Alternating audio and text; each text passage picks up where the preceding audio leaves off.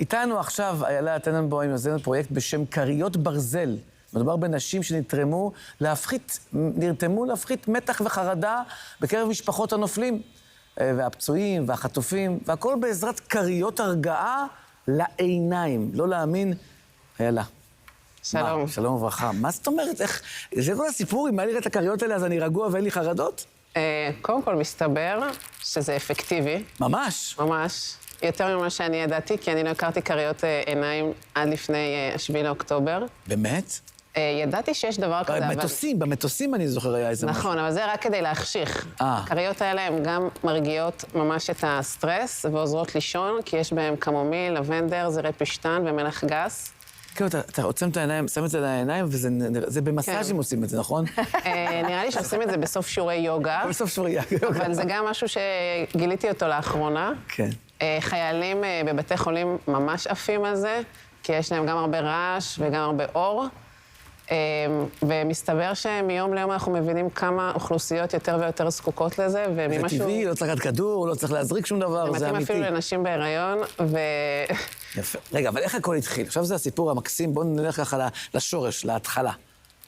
אז אני לא עוסקת בחיים שלי בנטורופתיה או ברפואה אלטרנטיבית, אבל יש לי חצי דונם של גינה שאני אוהבת לגנן. וזה אשתי כבר מאוד תקנה בחלה. כן, אני ממש חשבתי על זה שאם היא הייתה פה, קודם כל השארתי לה אחד, הבנתי שהיא לא מרגישה טוב. אני לוקח לה את זה, כי היא צריכה את זה, אבל ספרי על הגינה ועל הדונם, זה כבר ממש...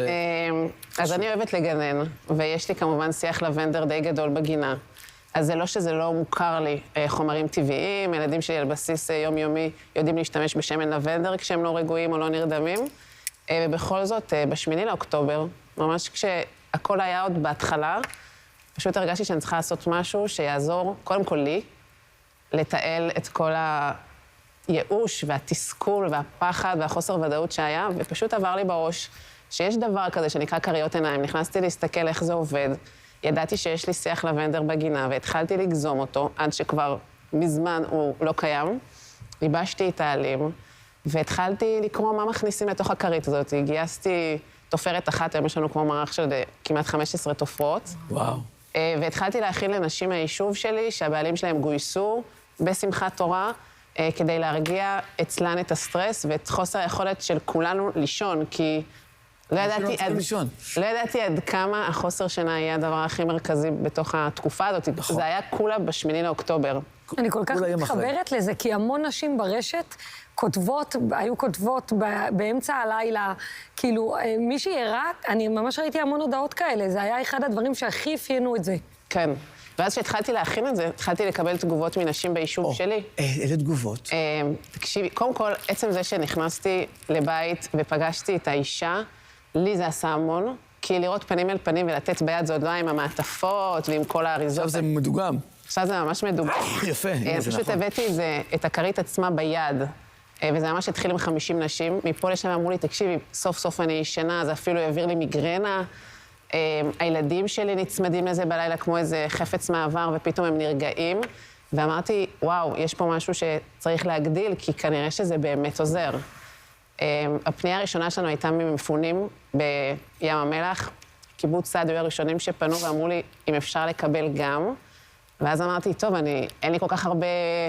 אני צריכה להתחיל להשיג תרומות, זרי פשטן, פניתי למקומות, אמרתי, אתם יכולים לתרום, אנחנו עושים את הכל בהתנדבות. ומפה לשם הכנו 120 כריות לקיבוץ סעד, הם היו הראשונים המפונים בעוטף שהעברנו להם. אחר כך כבר העברנו לכל הקיבוצים וואו. כל מי שפנה אלינו, ממש מים המלח, את כבר מפעל, כבר פתחת מפעל בעל כורכך. כן, נהיה לי מפעל בבית. חילקתם 6,000 כריות. כן, מעל 6,000. כי פשוט כל פעם הגיעה עוד אוכלוסייה. זה בחצר הבית שלך, מה שאנחנו רואים פה עכשיו באמריקה? כן, זה יפית בן חיים. אני גרה בעלי זהב בשומרון, זה החצר שלי. הרבה פעמים, כשהיה תקופה יותר נעימה במזג אוויר, היינו נפגשות בפרגולה אצלי, ופשוט אמהות ובנות, סבתות ונכדות, וכל הגילאים באות, ממלאות, אורזות, ונהג מדהים מהיישוב לשם, שגר ממש קרוב אלינו, שהתנדב בלהסיע את הכריות האלה. הוא ועוד כמה נהגים, להסיע פעם בשבוע את הכריות לים המלח לאילת, לנירים, לזיקים, לכפר עזה, לבארי, כל השמות שהיו חמים בחודש הראשון, ומהם עברנו בעצם למשפחות חטופים. וואו.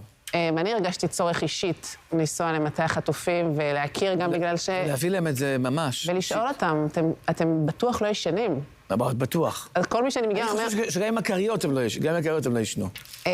אז יצרנו קשר עם מטה החטופים, והם ביקשו מאיתנו, אחרי שהבאנו נגלה ראשונה, הם אמרו שהם פשוט שמחים על זה, והבאנו עוד נגלה.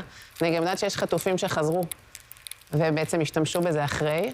אם אדם לא יכול להגיע לזה ורוצה להכין לעצמו לבד כזה, כי זה אולי לא כל כך מסובך, אולי לא מסובך. זה לא מסובך בכלל. אז איך אפשר? ספרי לנו.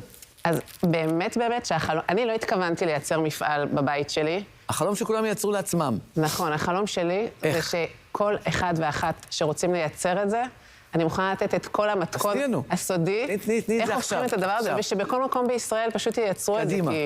איך? אז לוקחים בד כותנה, את המידות של הבד, אני יכולה להעביר, אני דרך אגב לא תופרת בכלל. אוקיי, תעביר את זה אחר כך. אז המידות של הכריות הן מאוד מאוד פשוטות, אפשר גם למצוא אותן באינטרנט, ופשוט ממלאים את הבד כותנה הזה במלח גס, זרי פשטן, קמומיל ולבנדר מיובשים, אפשר להשיג אותם, יש לנו כבר ספק שמביא לנו בכמויות גדולות, ואת זה אנחנו באמת קונות, אבל כל השאר זה בהתנדבות. ממלאים את זה, סוגרים את התפירה בסוף, אורזים, מניחים על העיניים, וכשפותחים, רק אם תפתחי תוכלי להרגיש את האפקט, כי כשזה ארוז... אפשר להגיד? זה שלי, זה של עדן. לא, לעדן יש בה, השארתי לה בצד. יש לה משלה, עודן. אוקיי, לילך, לחצת אותי. אל תהיה רכושני כל כך. יש לי בטח.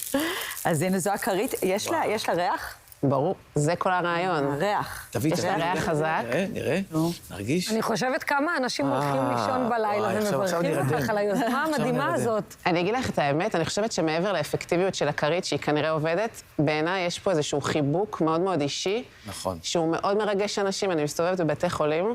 לפני יומיים הייתי בסורוקה, אבל אנחנו כל הזמן, הקבוצת מתנדבות שלנו, 30 מתנדבות, גם נוסעות לחלק בעצמם בבתי חולים.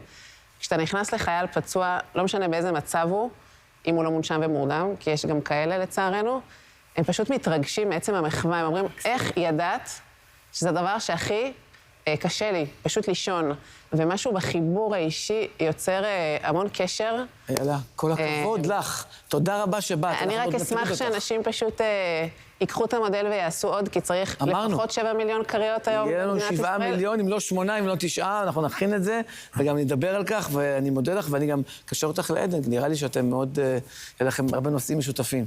כן, כנראה. כל הכבוד, יאללה, כל הכבוד. באמת תודה רבה. ומדברים טובים.